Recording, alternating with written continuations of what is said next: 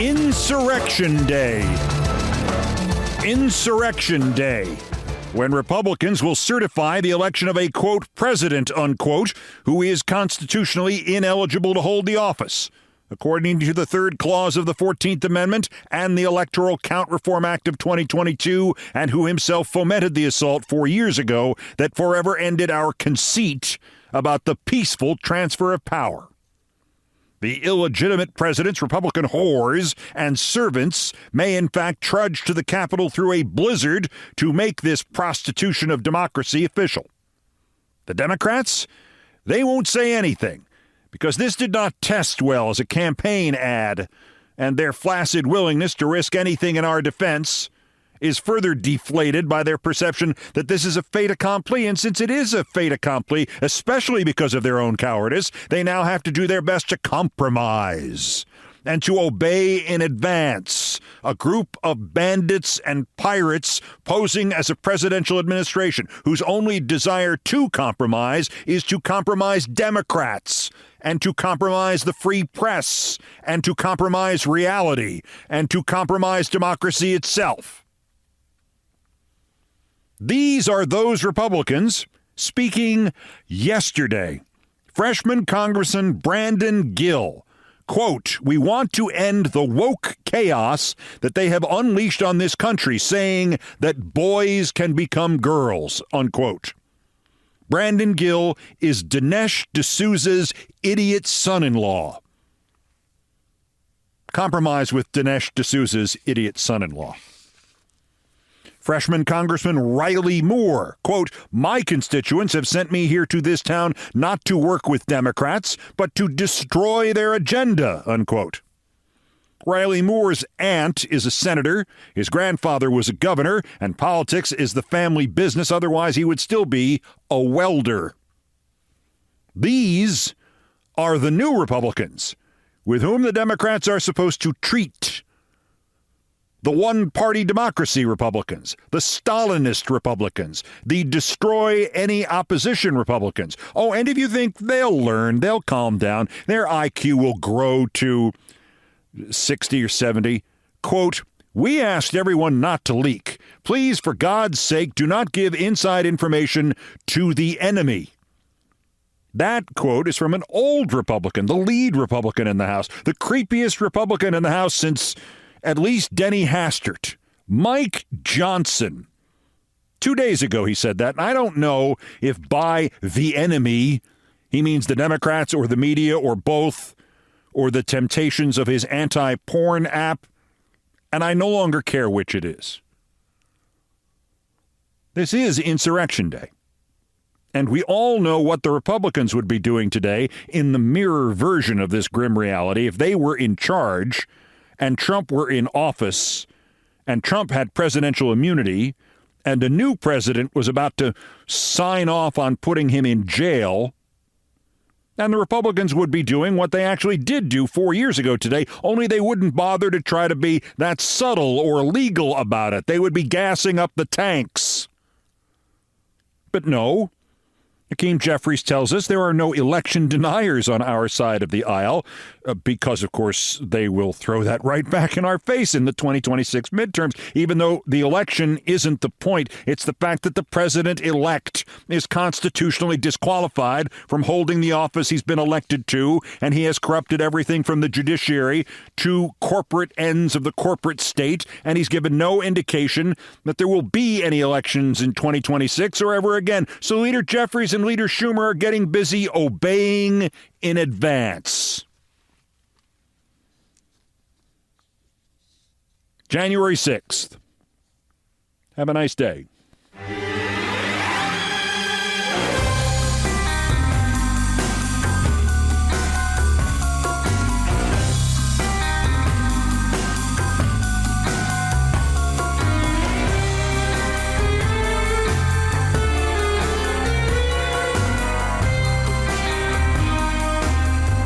And no, Judge Juan Merchan is not a hero. He did not bring Trump to at least symbolic justice. He did not evade the Supreme Court's corruption. He is not the one dim light in the darkest of nights.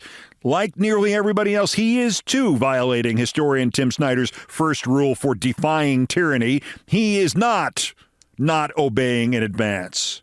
He's just covering his own ass. Like the prosecutor Alvin Bragg is covering his own ass.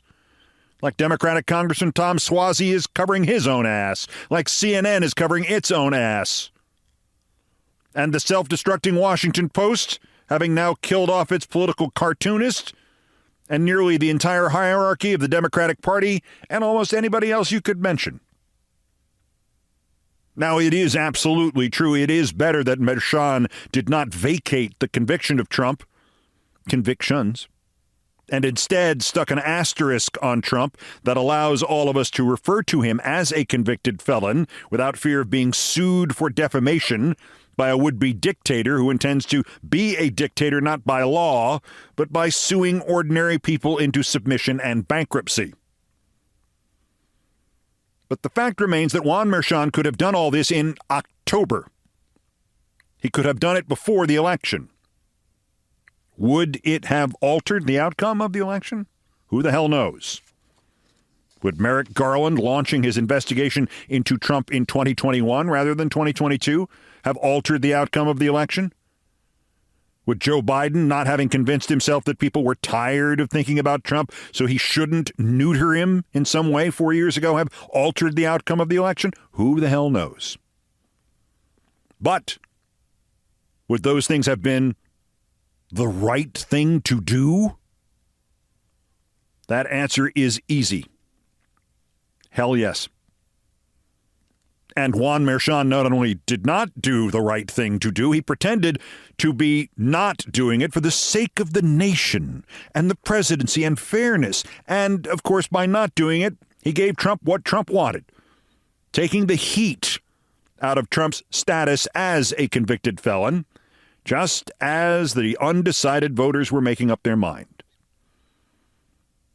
Do any of the liberals applauding him for dragging in Trump live or by Zoom on Friday to tell him he's convicted but he's not going to jail, probably not even getting fined, despite being found guilty of paying bribes to a pornographic actress in an attempt to interfere with the 2016 election? Do any of the liberals remember what Merchan said? Alvin Bragg had already postponed sentencing from July 10th to September 18th, when on September 6th, Merchan postponed it again and committed his own election interference. Quoting Merchan, adjourning decision on the motion and sentencing, if such is required, should dispel any suggestion that the court will have issued any decision or imposed sentence either to give an advantage to or to create a disadvantage for any political party and or any candidate for any office, unquote. Bullshit, Juan. Postponement meant only one thing, advantage Trump. Postponement meant advantage also Merchan, because as enraged as Trump may be or may pretend to be, the only person who can use this diaphanous finding with which to damage Trump is Trump. Hell, Merchan didn't even order Trump to show up to his non-sentencing Friday. He can, as I mentioned, do it by Zoom. And if the drool meister in chief can contain himself, the entirety of this will be forgotten by the inauguration.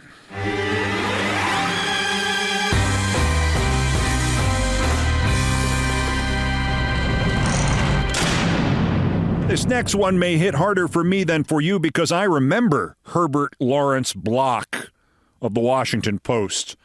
Herblock, one word. Herblock, our greatest and most influential political cartoonist since Thomas Nast. And I remember him hating Nixon before hating Nixon was cool. And I remember him conveying Watergate without words. And I remember I was 11 when I found out that it was Herb Block who had invented the term McCarthyism. And I remember him savaging them all up through George W. Bush until literally 43 days before he died. I remember Herb Block. And in the context of her block, I was still somehow shocked that the Washington Post, which now seems to have lost more journalists even than it has lost subscribers, drove out Ann Telnaes over the weekend. Ann Telnaes drew for her final submission to the Washington Post the terrified corporate cowards, Zuckerman, Sam Altman, Jeff Bezos, extending bags of money as they cowered in front of a giant statue of a necessarily giant Trump. She threw in Patrick Soon-Shiong, the buffoon who owns the LA Times, and in the most merciless Herb Blockian touch, she depicted not Bob Iger prostrating himself at the foot of the statue, face in the dust, but rather Mickey Mouse. And the Post killed her cartoon. 20 years there nearly, and nothing like it before, so Telnaes quit on the spot. I have done that. It is not as satisfying as it sounds. You do it when you know that you have no choice. Well, you do have some choice. You have the choice of quitting or never sleeping again. To be clear, she writes, there have been instances where sketches have been rejected or revisions requested, but never because of the point of view inherent in the cartoon's commentary. That's a game changer and dangerous for a free press. I don't know, Ms. Telnaes. I don't know if she will be comforted by this or more worried still, but don't worry about a free press. It is no longer a free press. Certainly, the Washington Post is no longer part of whatever free press might be left. I mean, when Bezos bribed Trump with his election night congratulations and his $1 million donation to the inauguration, at least Bezos didn't try to get away with it with some mindless excuse or word salad. The Washington Post opinions editor who killed the cartoon did do that. His name is David Shipley. And somebody, Bezos or somebody else bent on destroying the newspaper and freedom of the press in this country, somebody brought him into the Post 2 years ago. I don't know him, but I have two pieces of evidence to suggest Mr. Shipley is not very bright. Firstly, he said that his decision to kill this cartoon and subsequently to drive Telnaes out, asking her to reconsider and get back to him today. I'll bet if she somehow did, she'd get voicemail. Shipley said his decision, quote, was guided by the fact that we had just published a column on the same topic as the cartoon and had already scheduled another column, this one a satire, for publication. The only bias was against repetition. Mr. Shipley said this at roughly the same moment that the home page of the Washington Post featured 4 stories about Jimmy Carter and 7 stories about New Orleans and Las Vegas and exploding Teslas. If the only bias is against repetition, the Washington Post is the most biased newspaper in the world. The second piece of evidence I have that he is not very bright, Mr. Shipley was married to the conspiracy theorist and all-around sloppy reporter Naomi Wolf. Maybe he can hire her to replace Ann Telnaes. Doesn't matter. Doesn't matter. Post is dead. It has served its purpose. It has obeyed in advance.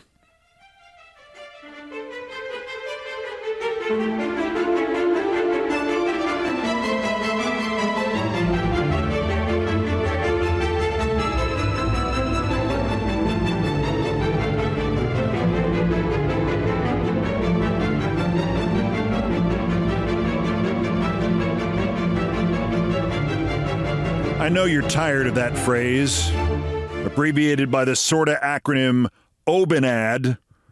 I'll try to avoid it, but boy, is it everywhere. Just like the cowards doing it. Fox News reported that the truck in New Orleans, in the attack there, had crossed the Mexican-U.S. border 2 days earlier. Sometimes they padded their initial report to say the suspect drove across the border in that truck. Took him 90 minutes to retract it, by which point Trump had already implied the attack was by an immigrant.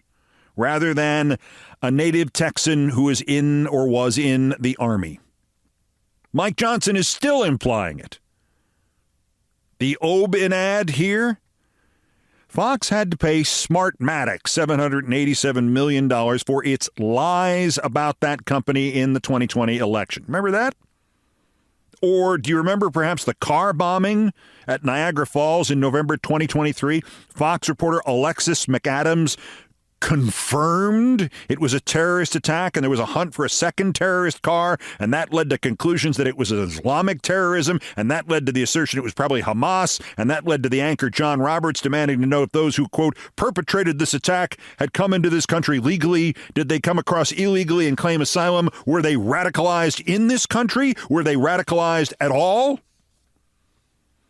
Unlike Smartmatic, the, quote, perpetrators in this case did not sue Fox because they, Mr. and Mrs. Villani, were from Grand Island, New York, and they were coming back from a canceled Kiss concert in Toronto, and he lost control of his Bentley. And they weren't terrorists. He was just a bad driver, and they weren't suing because they were dead. And Fox was still pitching the car bomb terrorism idea the next day.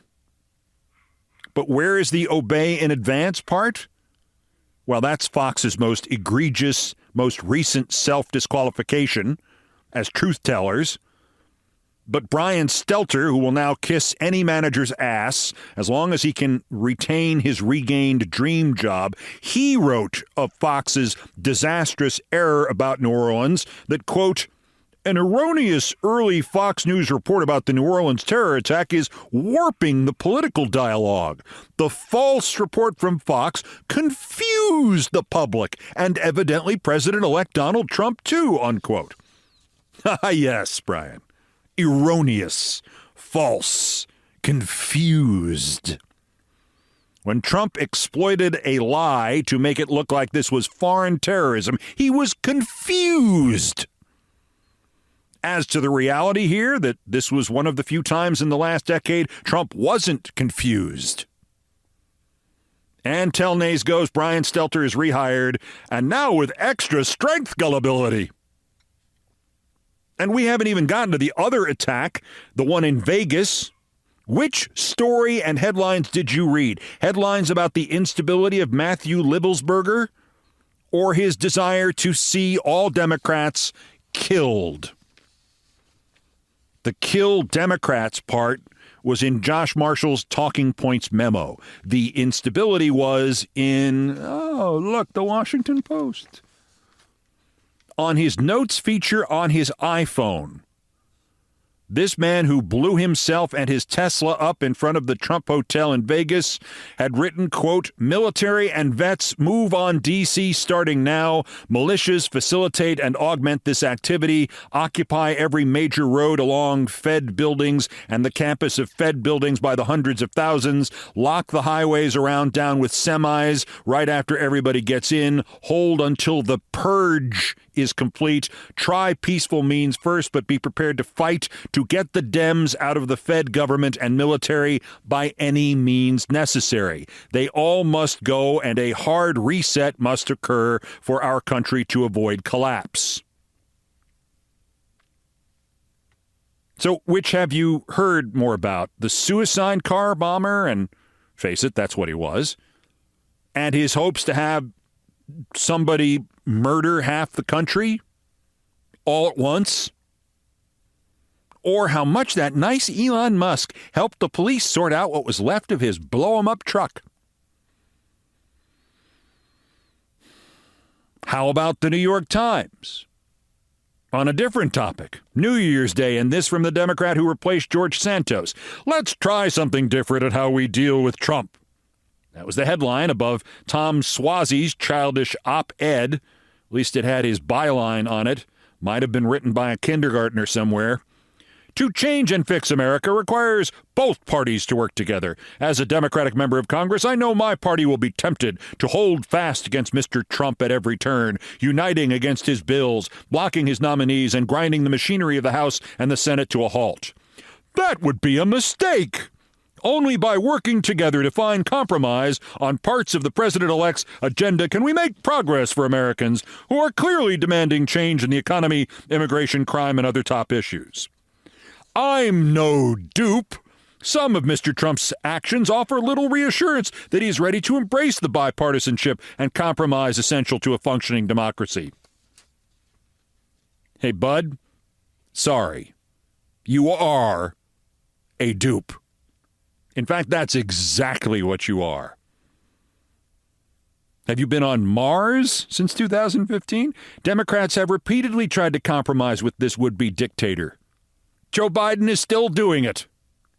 Trump does not want progress. He does not want change. He does not want compromise. He wants submission. And speaking of submission, does anybody remember Kyrsten Sinema? So the Republicans want to ram it through the Senate by asking the Senate parliamentarian to break filibuster rules and let them stuff immigration policy into a funding bill. And if the parliamentarian says F no, they would then simply vote in the Senate to ignore the parliamentarian, to break the rules of the filibuster. So Semaphore asks Kyrsten about this. Quote, I've heard rumors that there's going to be a movement to pressure Senate Republicans to overrule the parliamentarian in order to enact policy in reconciliation. That would be a backdoor elimination of the filibuster and very dangerous. Stop laughing, she said, backdoor elimination. I took a lot of heat for that. She goes on, I did repeatedly tell my Democratic colleagues that their attempts to use the reconciliation tool to achieve immigration reform would be against the reconciliation rules, would be ruled out of order, and that I would not be willing to overturn. That's what Kyrsten Sinema thinks happened when she stopped Democrats from tampering with the filibuster? That's how she rationalized killing improvements? Kyrsten, look at me. This is somebody out here in the real world actually talking to you now. This is not just your own ego inside your own echo chamber. You were warned that if you stop the Democrats from doing anything to the filibuster, the Republicans would do stuff to the filibuster anyway. And what has happened? You stopped the Democrats from doing something to the filibuster, and the Republicans have now done it anyway.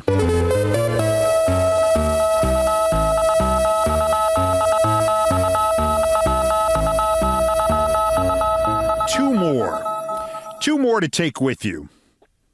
I guess they're leavening moments. In case you thought Republicans in office would do nothing except line Trump's pockets, here's a surprise for you, you cynical bastard. The Office of Congressional Ethics has gotten a new name. The Republicans say it will now be called the Office of Congressional Conduct, which is at least an admission that there are no longer any ethics in Congress. And I am happy to say that in the spirit of Tom Suozzi, I have a compromise fix for Trump and the half-staff flags during his inauguration. He is in an utter rage, even for him, that the nation will continue to observe, as usual, mourning for a former president recently deceased. He explains the flags must be returned to normal height because no president has ever been mistreated more than he. Lincoln, McKinley, Garfield, and JFK might argue this point, but the Trump motto is, after all, how I pity me. Well, as I said, I have a fix. The great compromiser, me. Just tell Trump that the flags at half-staff are not just about Jimmy Carter, they're also a sign of extra special respect for him. They are in advance memory of him, that the nation has decided to offer Trump a unique opportunity to see this sign of honor while he's still alive. And tell him that if he goes along with this, a picture of him saluting that flag at half-staff for Jimmy Carter and for himself, that will be so special it will get him next week's cover of U.S. News and World Report. Also of interest here in this all-new edition of Countdown, how I did not become an actor 50 years ago, and how Trump did. Plus, worse persons, and you'll never guess whose birthday it is and what she's doing next. And your hint is, she's my ex. And apparently she was RFK Jr.'s ex, if FaceTime counts. That's next. This is Countdown. This is Countdown with Keith Olbermann.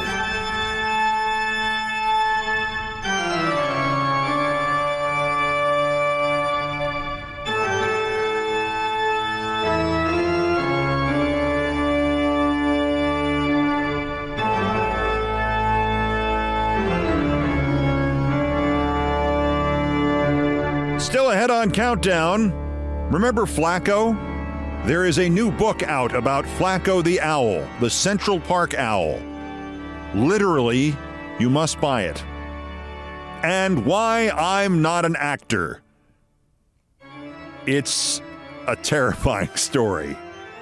First, believe it or not, there's still more new idiots to talk about. The daily roundup of the miscreants, morons, and Dunning-Kruger effect specimens who constitute today's other worst persons in the world. The Bronze, worse. No, not the late newscaster Aaron Brown, but those who covered his passing. Aaron Brown was 76 years old when he died last week. I worked with him at CNN in 2001 and 2002. I found him to be, well, you know my reputation? That was him. A very gifted newscaster and a very calming presence, especially since he was at CNN on 9/11, getting used to his office and the layout of where the bathrooms were when the planes hit the towers and they put him on the air. He went to work, literally, for orientation meetings. 15 or 16 hours later, he got off the air after talking about the worst terrorist attack in American history. He did exceptional work. He continued to do it almost every day, as I did and others did in the 30, 40 days after the attacks. And he did other great things in his career. But I was a little bit surprised by the nature of the coverage. Aaron was not easy. During the first break, maybe a month after 9/11, and I had been working at CNN along with ABC Radio during that time, and I was on his show as a correspondent and a commentator. Aaron was going to take a day off, and I was going to take a day off, and it was the same day off, and his Seattle Mariners, he had worked in local news in Seattle, were playing the New York Yankees at Yankee Stadium, and I had my season tickets then, and I said, come up to Yankee Stadium, let's just forget this for a couple of hours and have a good time up there. And he looked at me like I had just suggested he push pins inside his brain. Like, just, hit yourself over the head with a mallet. He would have responded to it better. Why would I want to do that? Why would I want to do that? I have a day off. Why would I want to do that? And all he talked about was the Seattle Mariners. I never quite figured Aaron Brown out. So the encomia from Jeff Greenfield and Jeff Toobin, two people I liked with and worked with also and respect greatly to this day. And Jeff Greenfield, who was the man for whom I was the principal backup host when he had a show on CNN at this same time when Aaron Brown was on the air as the principal news anchor at CNN. I appreciate them. I believe them utterly. However, the one from Anderson Cooper, I'm not so sure about. Let me read from Oliver Darcy's newsletter. CNN mourned the loss of former anchor Aaron Brown, who died Sunday at 76. Anderson Cooper praised Brown as a great writer and broadcaster. Anderson Cooper was just starting at CNN in 2001, about the time I was. He was a couple of months ahead of me, but for a while he and I were at the same point in whatever he saw as the race to the top at CNN. And Aaron Brown was in the distant future for us. And Anderson didn't like that. Anderson was the principal backup to Aaron Brown. I was just a correspondent. I never hosted Aaron Brown's show. And Anderson Cooper spent most of the time that I knew him working at CNN together for about a year and a half. He spent most of his time trying to unseat Aaron Brown, get his show from him, and if not, get his show from him every night at 10 o'clock, supplant him as the number one anchor at CNN, and he managed to do it. Now, he didn't do it because of any of his own machinations, because I don't think Anderson Cooper is that good at machinations, nor that mean-spirited. Aaron did it. They seem to have left off in the obituaries the story of how Aaron Brown basically stopped being the number one newscaster at CNN and, in fact, stopped being a newscaster of any kind. On February 1st, 2003, the Space Shuttle Columbia disintegrated during landing and spread a debris field across Louisiana and Texas. It was a nightmare of biblical proportions, to use the cliche. And it killed all 7 astronauts on board and traumatized America at a time when we were still pretty traumatized from 9/11. I was not supposed to resume my news career until about a week later, so I missed this story and was at home watching it play out, and the secondary story that developed, which was, where in the hell is CNN's primary anchor, Aaron Brown? All the news anchors, it happening on a weekend, were either off or on vacation, and the Associated Press report from the time noted, Tom Brokaw was snorkeling off the Virgin Islands Saturday morning when he saw the boat's captain 40 feet away frantically waving. I can just hear this. Tom Brokaw was snorkeling off the Virgin Islands. He was on the air later that day. The lead anchors for ABC and CBS made it on the air too. Peter Jennings apparently drove in from the island. Dan Rather was on the air by 7:30 a.m. Pacific time. But, returning to the Associated Press article, not CNN's Aaron Brown, whose absence until Sunday night was the source of much speculation. Brown, it turns out, was playing golf in the Bob Hope Chrysler Classic at La Quinta in Palm Desert, which was televised on CBS midday Saturday after the network ended several hours of shuttle coverage. CNN sources said Brown, who was promoted as the network's lead anchor when he was hired away from ABC 2 years ago, told the network he wasn't available to come to work. The decision infuriated some executives as well as some on his staff, the CNN sources said. Brown, through a spokeswoman, declined to comment, but was quoted Sunday in the Palm Springs Desert Sun as saying that it didn't make sense to go to New York. Going to CNN's Los Angeles offices, he said, didn't make any sense because I didn't have any clothes. A note that is now too late for Aaron to hear it. They sell clothes in Los Angeles. Brown also told the Desert Sun, I felt like I was in 2 places today, and it was difficult. I felt a profound sadness at what happened. It's horrible. A golf tournament, even a fun one, it didn't matter. It took the fun out of it today for me. How about everybody else in America, especially the ones on top of the space shuttle? Again, as I said, it was his obituary. He's gone. There's no reason to include all this in great detail as you bid farewell to a man who was a newscaster and a prominent one 20 years ago. But still, you think you'd mention this somewhere in perhaps less blunt terms than I have in rereading the coverage from 2003 when Aaron Brown refused to come in to cover the big story of the day because he didn't have any clothes. And it took all the fun out of him today. Tom Brokaw snorkeled here from the Virgin Islands to cover the story. Needless to say, CNN was in quite a mess in 2003. I've told those stories many times, and I will not belabor my being negative about a guy who just died last week by adding to them. But at one point in the mornings, they tried this group. Paula Zahn as the main host, Jack Cafferty as the side host, Anderson Cooper doing the news updates at the bottom and top of the hour, and the third person in to liven it up, me. That lasted 8 days. Back to worse persons, and the runner-up, worser. It's shared by Nancy Mace, the idiot congresswoman, with what her former communications director Natalie Johnson describes as, quote, your botched, cheap, hooker-inspired boob job, unquote. And David Freeman, the disgraced ex-Texas cop who posts online under the moronic name Gunther Eagleman, because he couldn't think of anything that sounded more Germanic. Gunther Eaglemann. All right, here's a sequence of tweets. Fox News was first. U.S. Appeals Court upholds Trump verdict in E. Jean Carroll defamation case. And then the link to the Fox story. Nancy Mace retweets this and says, I hope George Stephanopoulos sees this. To which Gunther Eagleman, responds, mic drop. Boom! It apparently did not occur to Nancy Mace or Gunther Eaglemann that the U.S. Appeals Court upholding the Trump verdict in the E. Jean Carroll defamation case was siding with E. Jean Carroll against our illegitimate president-elect. Nancy Mace deleted hers. No, not the boob job, the tweet.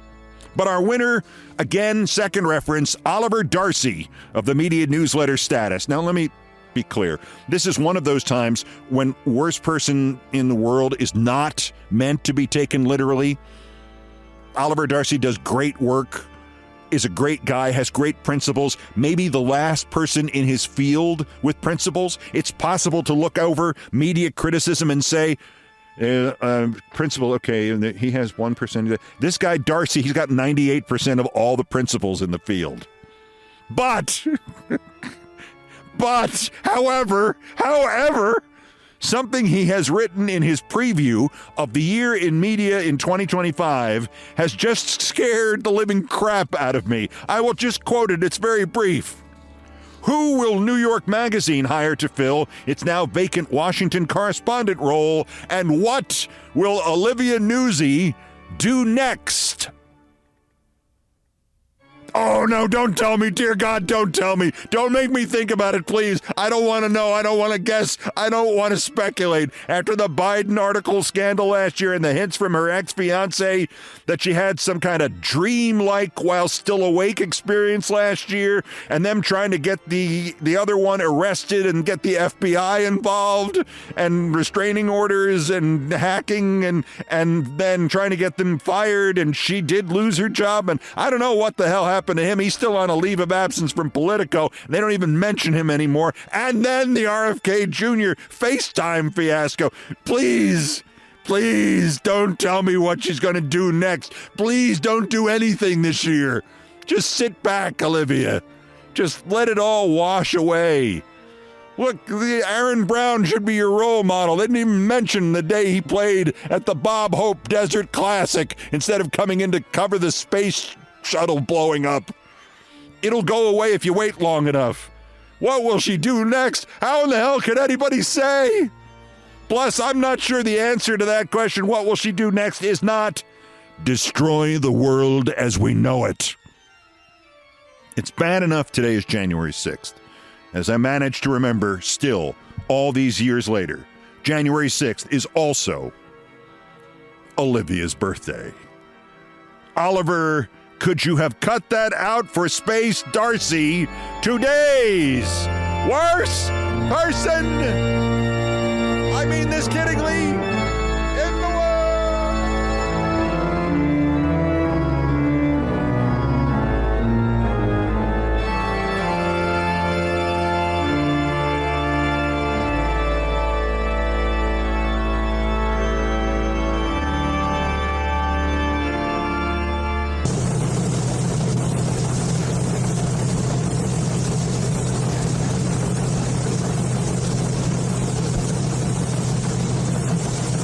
I feel better now. Things I promised not to tell in my career as an actor, which lasted 24 hours. But first, some headlines, some updates, some snark. and some postscripts to the news.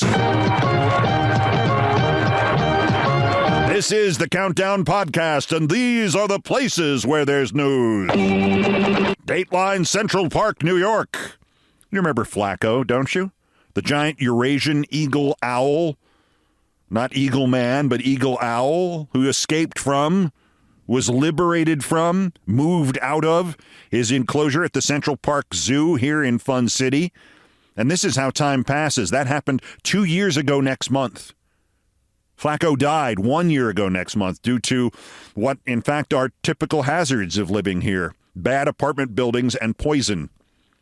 Flacco, nearly 2 feet tall with a wingspan of about 6 feet, was an amazing resident of this city who spent his year of freedom living all around Manhattan and who chose roost after roost around the park and basically lived like you would live if you could fly, sampling everything that was wonderful about New York and living everywhere you could find with a good view of the park. It was a privilege to be his neighbor and to know he was out there and to see him occasionally and know he was there enjoying the hell out of himself. And now he has been memorialized in a startlingly beautiful book called Finding Flacco. I don't do book recommendations here, but you have to get this one. The authors are noted New York birders Jacqueline Emery and David Lay. It is a coffee table-sized edition of 223 pages. As they joke about good books, it's a great book. Also, it can be doubling as a weapon if you need one, if you need to smack somebody in the head while you run away. Every page is more beautiful than the last, and it's just stunning. Flacco was many things, but foremost of them was photogenic, and there must be 400 pictures of him in there.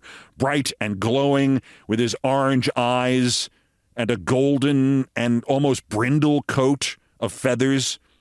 And his story is documented, from photos of him in the wild to photos of him on construction sites and somebody's balcony, and all the personal stories about all of us interacting with him and seeing him and looking for him and knowing he was there.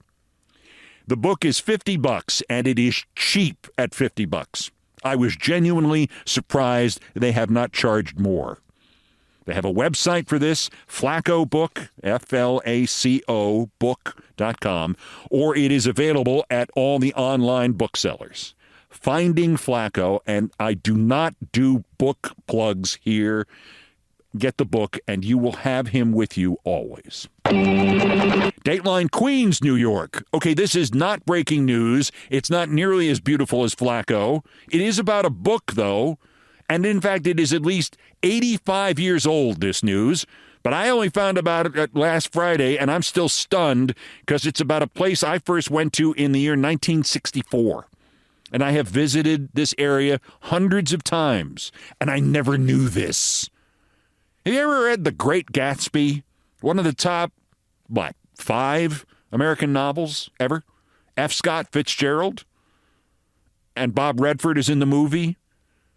And Fitzgerald's imagery about the wanton destruction of America and society and morals by the rich of the 1920s is illustrated in The Great Gatsby by 2 symbols. And one of them is this recurring image of the ash heaps. The ash heaps, the big piles of black, leftover, charred remains of God knows what. Ash heaps that violated the landscape in that zone where New York City turned into Long Island. The ash heaps, 10 feet high, 20, 30, ubiquitous in The Great Gatsby. They are what comes when people who don't care how they make money or how they live their lives despoil the land. Ultimately, they are metaphors for those people, maybe for us. Well, Friday I found out the ash heaps were real. I never knew that. I mean, I guess if pressed, I would have said, yeah, there must have been some. Moreover, Fitzgerald in the book wrote where they were, and I never made the connection. I mean, he didn't give the literal address, but he basically gave it away. He said that where the roads and the railroad join up to run along the same corridor from the city to the Hamptons, that's where the ash heaps were. Turns out there are photographs. The ash heaps were real, and they were uglier and more menacing, and they covered a larger area even than Fitzgerald described. And it turns out they were centered around the intersection of 126th Street and Roosevelt Avenue in the Corona and Flushing areas of Queens here in Big City. And you know what's there now where Gatsby's ash heaps were at 126th and Roosevelt? Nothing much, just the Billie Jean King National Tennis Center where they play the U.S. Open every year, and Citi Field where the New York Mets play, and where their old home, Shea Stadium, used to be, dating back to 1964, and where the 1964-65 New York's World Fair was, and the 1939 New York's World Fair. And that's what happened to Fitzgerald's ash heaps. And every time you go to the tennis or to the Mets game, or you just watch either of them on TV, that's what you're seeing.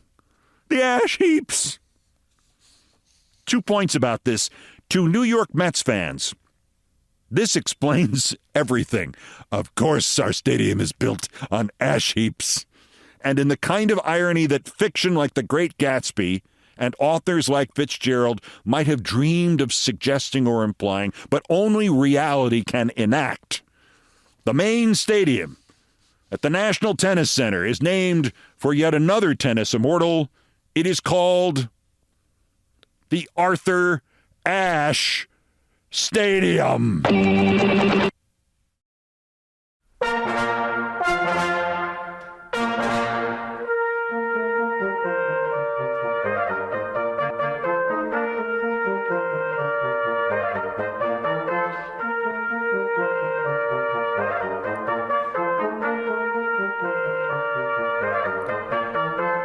Still ahead on this all-new big show, Trump, as you know, is an actor, a bad actor. But as I was reminded this weekend, anybody can be a great actor for a span of from 5 to 15 seconds. Ask Trump. Ask Orson Welles. Or as in this next edition of Things I Promised Not to Tell, ask me. 50 years ago, for literally one day, 24 hours, I was convinced by somebody who should have known that not only should I become an actor, but if I did, I would become a great actor. Things I promised not to tell about my stunning performance in The Odd Couple. First, we have not done this in a long time, featuring a dog in need whom you can help. Every dog has its day. But this story is near and dear to my heart, and especially to the heart of my newest pup, Kit, who turned 7 months old on Saturday and is just fine, other than his belief that any time of the day or night is the time to wrestle with his family or bark while I am recording.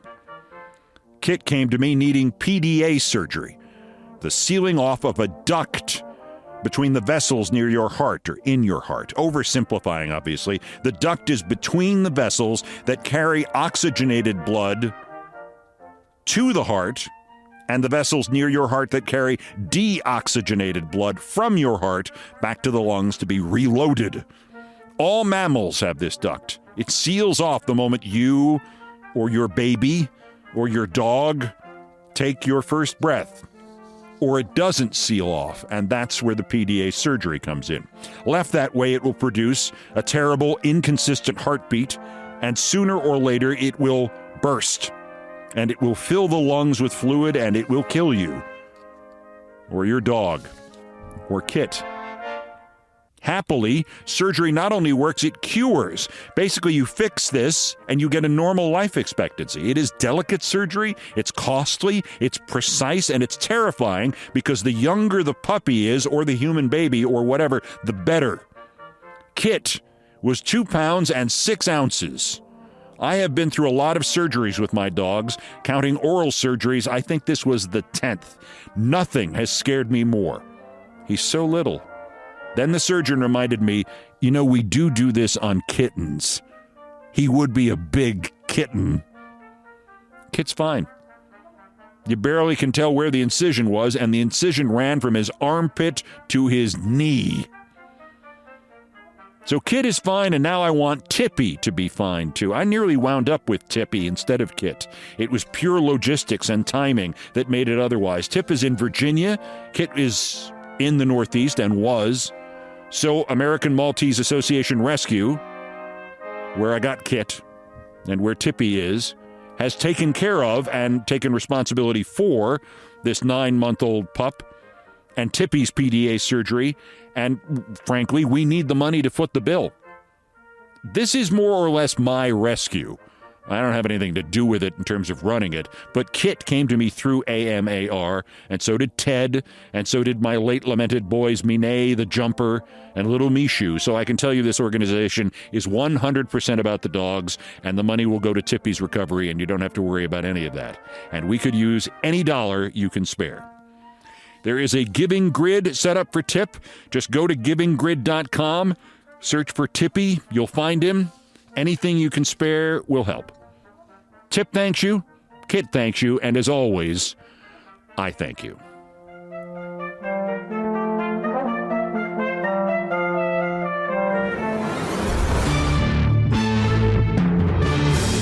Finally on the countdown, things I promised not to tell, and I was listening to somebody, and I can't remember who it was in the past couple of days, talk about Donald Trump, man of faith.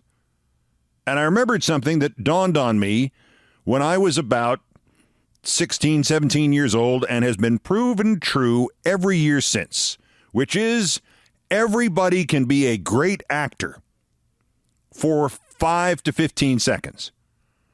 Some can be a great actor for 5 seconds to 50 years, but anybody, given enough takes, as we say, can be a great actor for from 5 to 15 seconds. I base this on 2 stories that don't have anything to do with Trump. I, for one day, one 24-hour period in the spring of 1975, was going to abandon my then fairly well-formed plan of becoming a sports broadcaster and writer and probably a news reporter as well. Abandon them entirely to become an actor on the advice of somebody who had seen me working towards a media goal and had seen me act. And he suddenly blurted out that I should do the latter, and I will tell that story last. The other piece of evidence that I have is of one of the great tragic stories of actual actors. Orson Welles, whatever else you might have thought of him and what you might think of him in terms of creativity now that it's impossible to judge Citizen Kane as if you had never seen any of the 1,000 innovations of Citizen Kane before.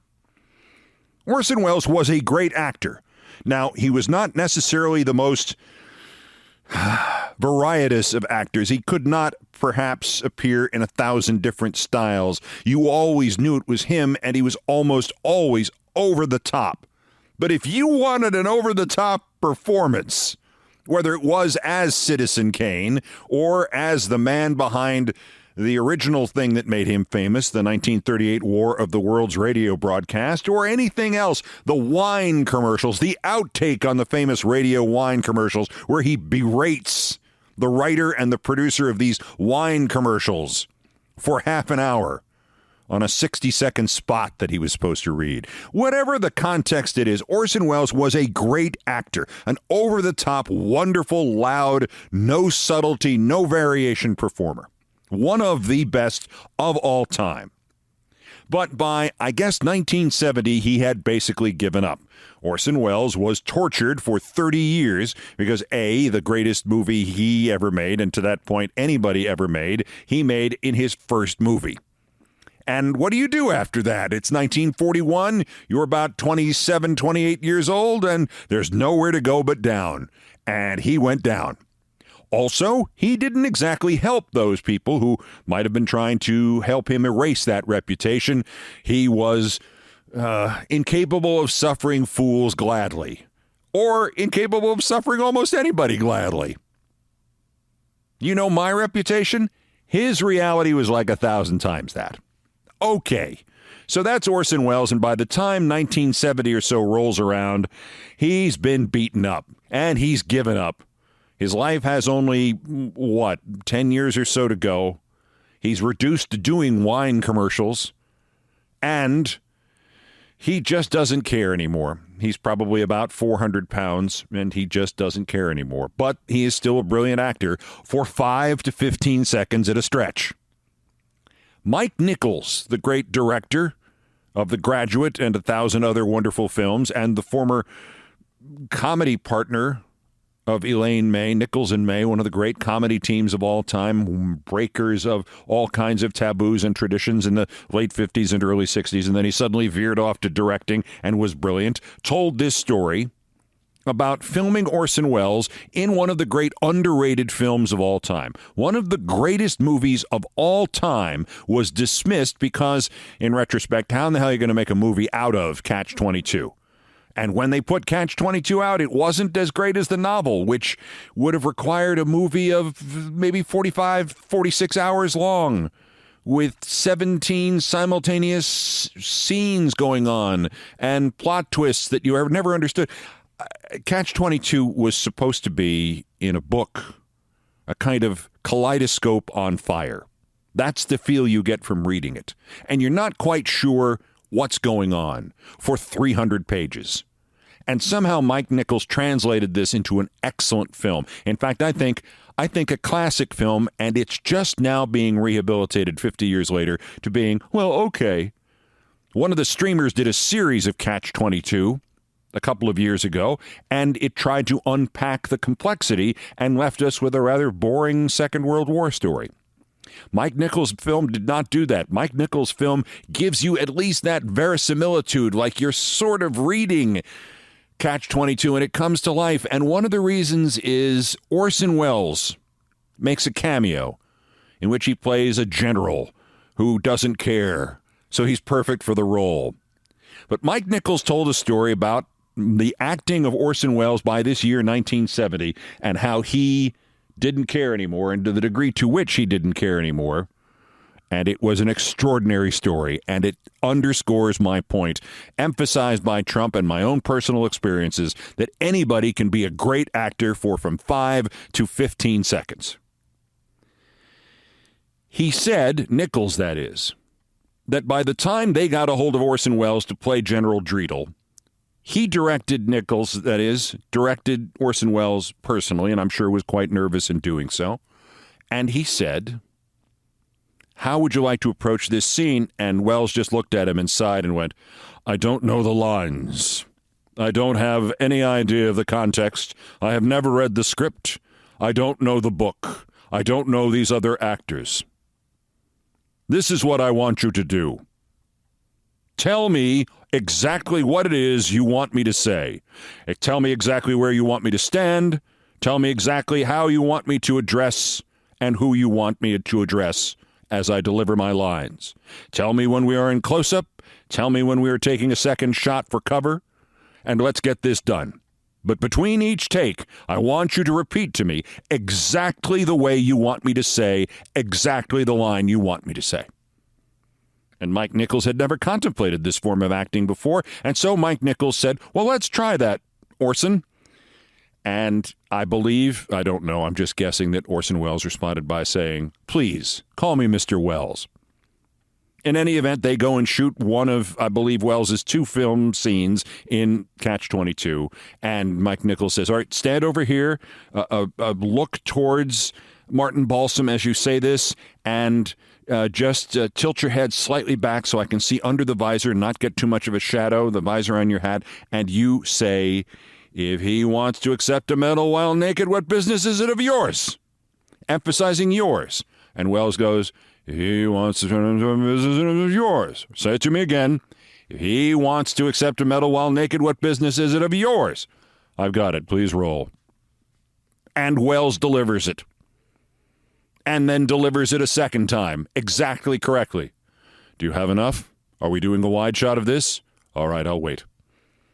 And then they widen out and shoot the same scene again, and he delivers the line again, asking Mike Nichols to remind him to do this line one more time, how he wants it done, and he does it again. And Mike Nichols said the entirety of Orson Welles' performance in Catch-22, one of the great cameos in one of the great underrated, maybe the greatest, most underrated film of all time, is done this way. the Mina Bird theory of acting. Never mind Lee Strasberg. Never mind realism. Never mind summoning emotions. Never mind any of this stuff from that guy in that awful series Succession and his theories of acting, Brian Cox. Never mind that. The Mina Bird theory, which dovetails with my idea that Trump could actually stand there and pretend that the only God he believes in is not him, and for 5 to 15 seconds be among the greatest actors of all time. This theory came to me first on the day I referred to from the year of our Lord, 1975, when I was pretty much convinced, even at that late date with my college career already mapped out in front of me, I was going to change courses and become an actor. Two friends of mine were performing as a project, and we all had these as seniors at Hackley School in Tarrytown, New York, a special project, something that kept us out of class the last month or so. On the theory that graduating seniors weren't showing up anyway, we might as well give them something to do. Well, my two friends, Ron and Eric, did The Odd Couple, and they asked me, as a sometimes member of the group, of the acting group at Hackley School, to portray Speed the accountant. And Speed is an interesting role and has a couple of funny lines, and most notably starts the play with the first lines of the play. And the first night I came out and sat down at the poker table in the darkness of our chapel at Hackley School, there was a giant Klieg light where my butt was supposed to be on this chair. And I had to move it quickly before the lights came up. Otherwise, we would have rewritten The Odd Couple, in which the first scene is not Speed saying, "Excuse me, sir, aren't you the one they call the Cincinnati Kid?" or whatever it was. Instead, it would have been, curtain rises, Speed is shown moving a giant Klieg light out of the view of the audience. Got it out of the way, hit it somewhere, reprimanded the staff, not for the last time, and we proceeded with the play.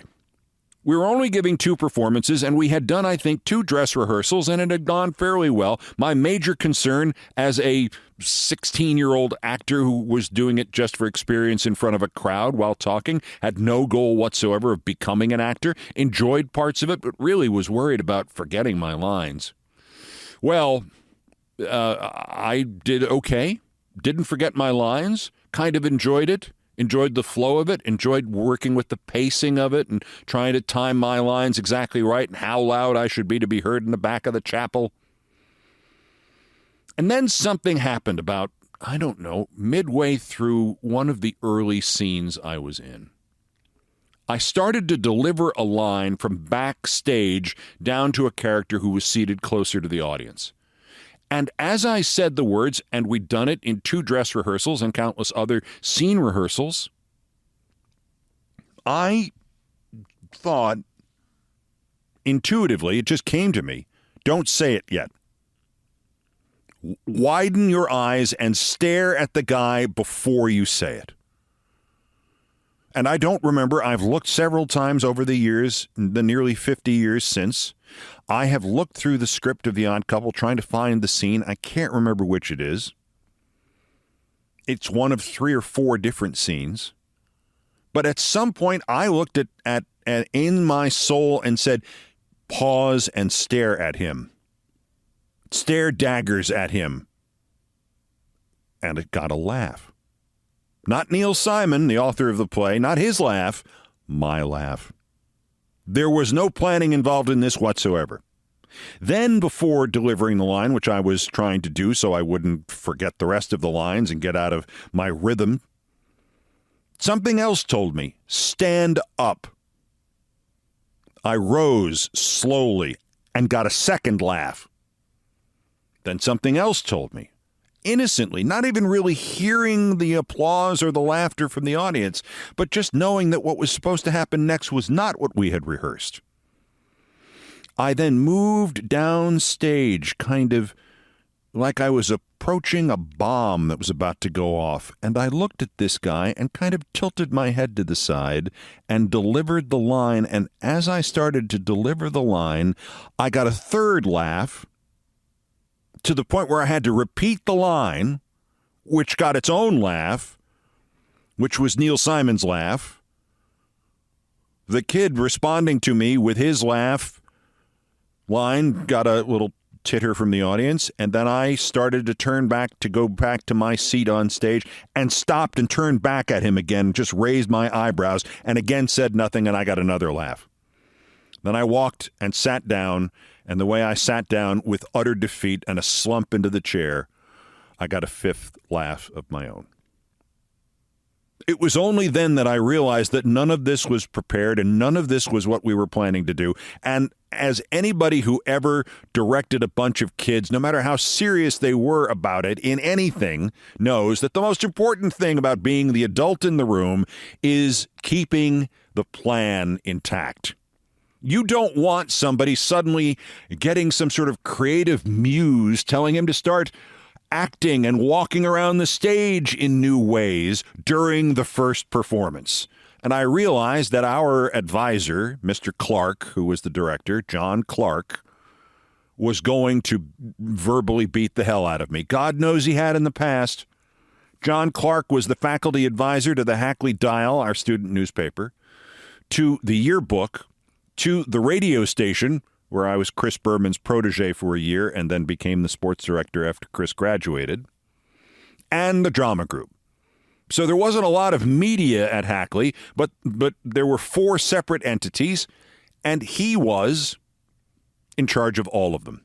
So he'd known me a long time, and we'd had many, many disputes, like the time they threatened to throw me out of school for an editorial I wrote for the newspaper.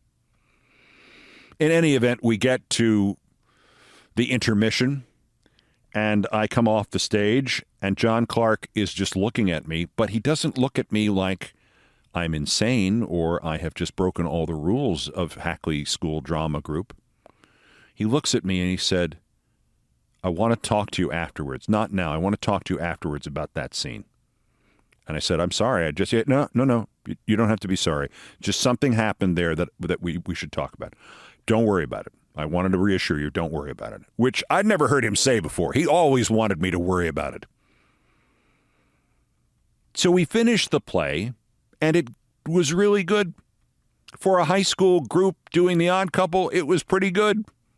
I was pretty good, and the guy I delivered the line to was pretty good, and the guy who played Murray the Cop was pretty good, and Ron and Eric as Felix and Oscar, they were pretty good. We get off the stage, and everybody says goodbye, and some of the parents come backstage, and some of the guys in the audience come backstage, and kids in the class come backstage, and everybody says that was really worth it, which is about the highest compliment you can give high school actors. And then John Clark takes me aside, and he said, tell me what made you get up and pause before you delivered that line in the first act. And I said, I don't know, it just felt like the right thing to do right then. You didn't plan it? No, God, no. What about the second thing? Well, it seemed to be consistent with what the Speed had just done.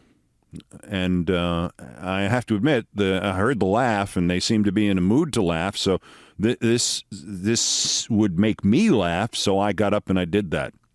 He said, when you gave him the double take on the way back before you slouched into the chair, I said, I don't know where that came from. He said, listen, you and I have gone back and forth about this newspaper and the radio station and the yearbook and your desire to become a sportscaster. And I'd just like to tell you something. What you exhibited on stage tonight was called instinct. I could teach this class and this drama group for 1,000 years with 1,000 students every year, and nobody else would ever have anything resembling that. I suppose I could get together 20 professional actors and not one of them would have that kind of instinct in a 10-year span. I know you want to become a sportscaster, and I'm sure you will become that if you choose to proceed that way. You've already gotten into Cornell, and you already have your plans, and you're already working on this magazine over here and working on this book about sports cards. You're already involved in it. You're already going on the route. Drop it. Drop it right now and become an actor. If you become an actor, you will become one of the great actors of our time. And I, of course, just laughed. I went, okay, what's the joke? He said, have you ever known me to joke with you? Have I ever been, really nice to you? No, Mr. Clark. Have I ever been really nice to anybody here, to your knowledge? No. I don't like to think of myself, and this was one of the first times I heard an adult, particularly one of my teachers, use this term. I don't like to think of myself as being an asshole to everybody. But I don't think of myself as being gratuitous and unnecessarily friendly to everybody either. Listen to me.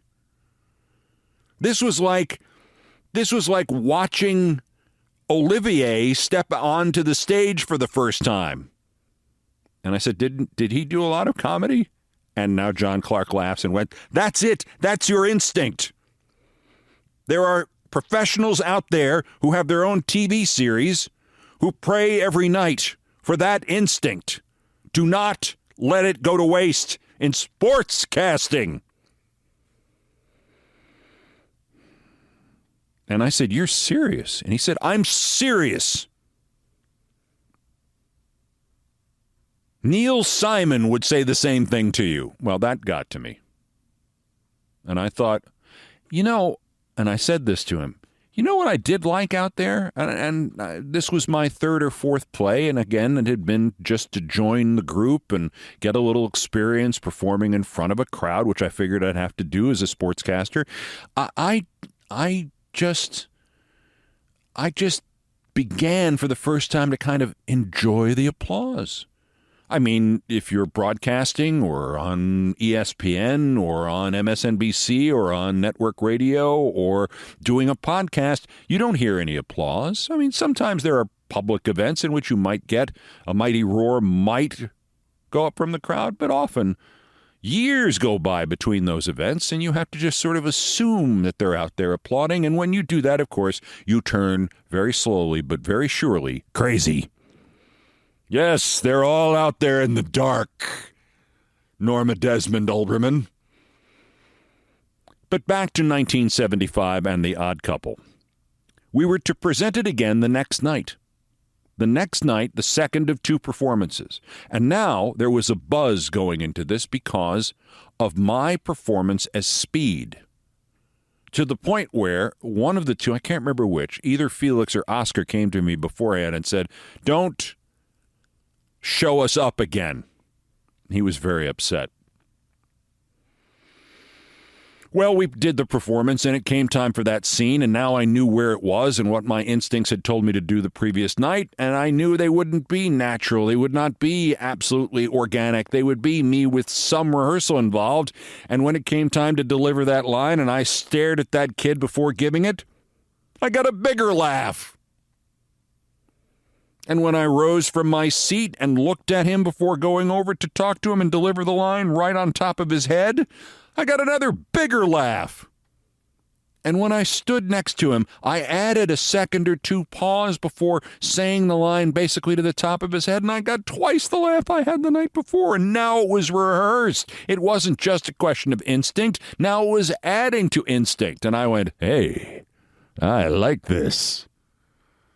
And at the intermission, John Clark just looked at me, gave me a thumbs up.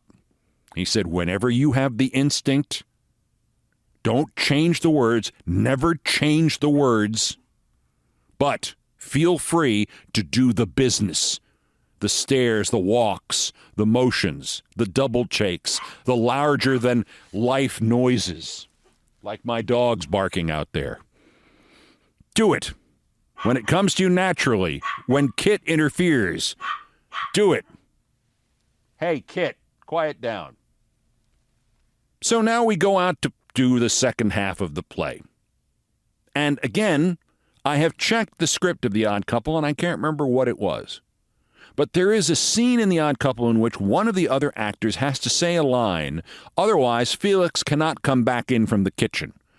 And if you do it exactly wrong, where you forget the line entirely, Felix will be out in the kitchen forever, for eternity. Your play, instead of being less than 2 hours, will take many millennia. Well, sure enough, the youngest kid in our cast, a guy named Ron, had very few lines in the play. He was one of the poker players, and he was supposed to say, hey, Felix, come on in here with that sandwich, or whatever the line was. And he forgot. My greatest fear And it hadn't happened to me, and I hadn't seen it before.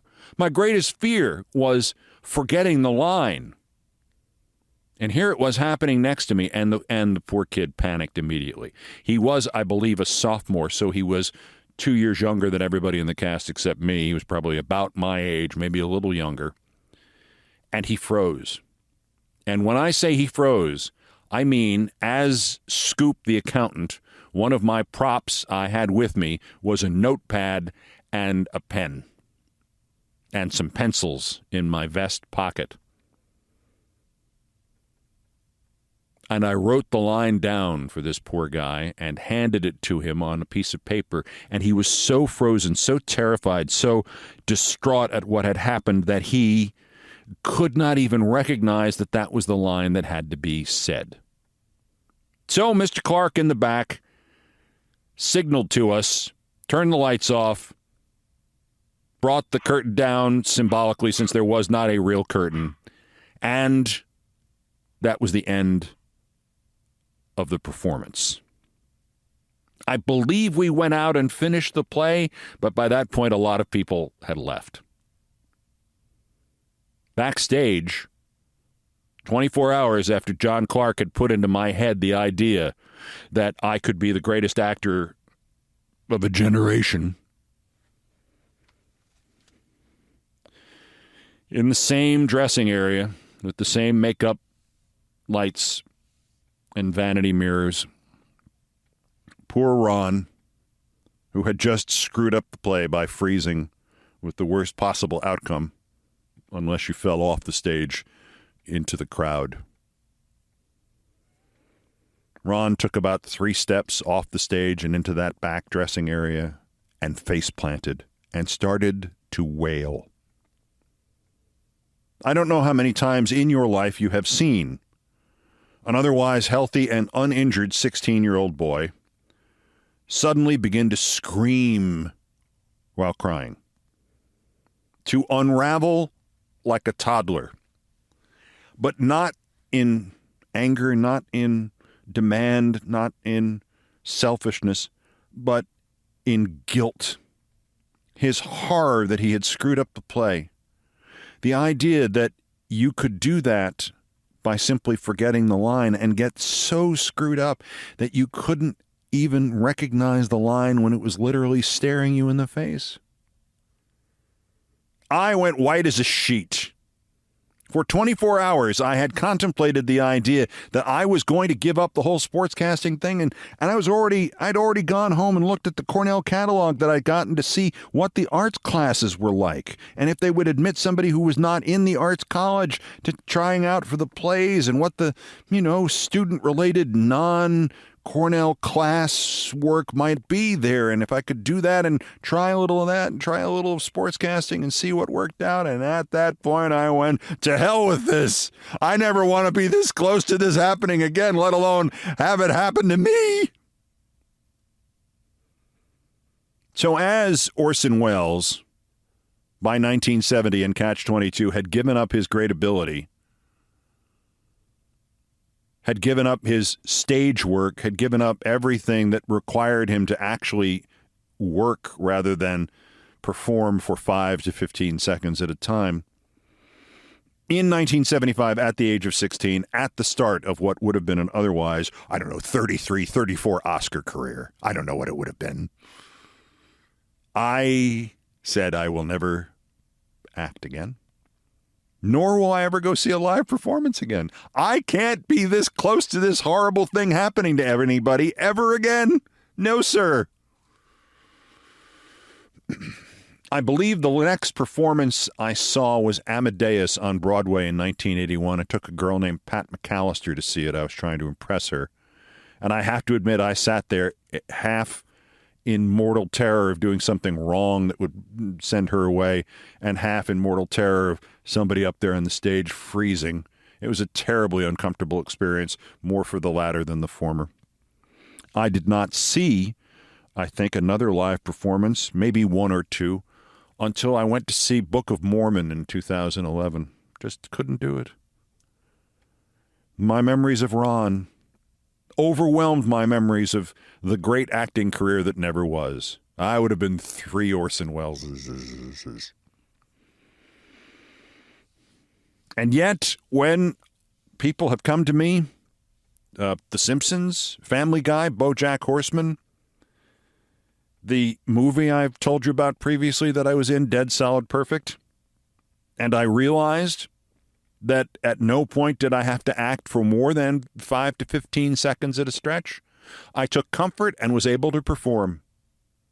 Because like Trump up there, pretending to be faithful, pretending to be the most religious man on earth and fooling them, like Orson Welles,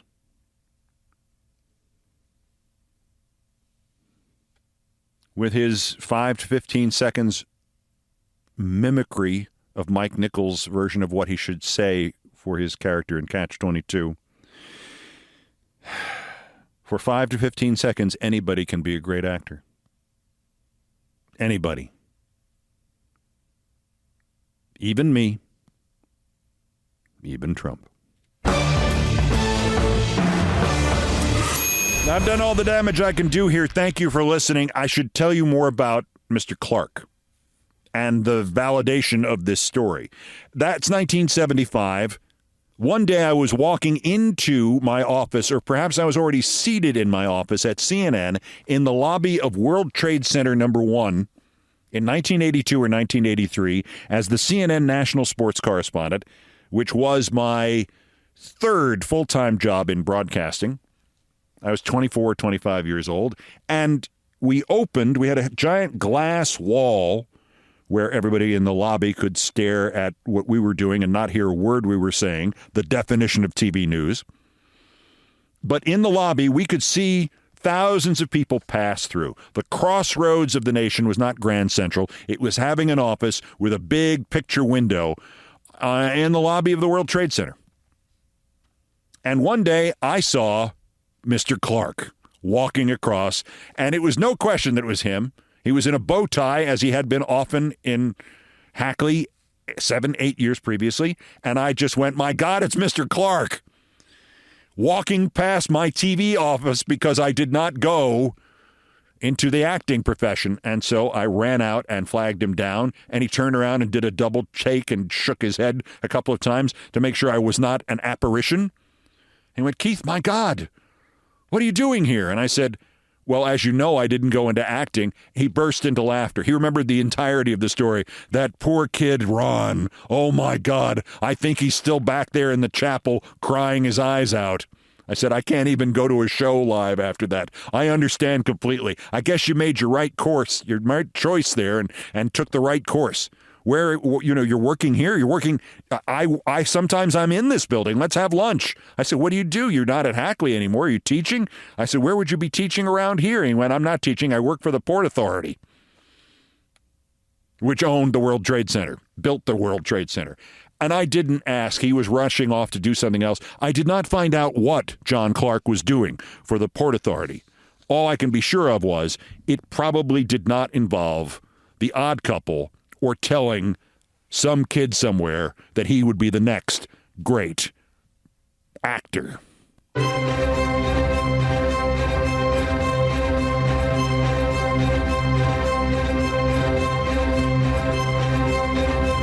Thanks for listening. Brian Ray and John Philip Chanel, the musical directors of Countdown, arranged, produced, and performed most of our music. Mr. Chanel handled orchestration and keyboards. Mr. Ray was on the guitars, bass, and drums. It was produced by TKO Brothers. Our satirical and pithy musical comments are by the best baseball stadium organist ever, Nancy Faust. The sports music is the Olbermann theme from ESPN2, written by Mitch Warren Davis, courtesy of ESPN Inc. Other music arranged and performed by the group No Horns Allowed. My announcer today was my friend Stevie Van Zandt. Everything else was, as ever, my fault. Get the Flacco book, Finding Flacco, and help our friend Tippy if you can. That's Countdown for today. 2 weeks until we inaugurate a constitutionally ineligible president. Just 1,476 this until the scheduled end of his lame duck term. The next scheduled countdown is next Thursday. This Thursday, I guess. I hope to announce a new schedule for this series. 3 a week? 2.5 a week? I hope to make that announcement by next Monday. All I wanted to do was retire. As always, bulletins as the news warrants. Till next time, I'm Keith Olbermann. Good morning, good afternoon, good night, and good luck.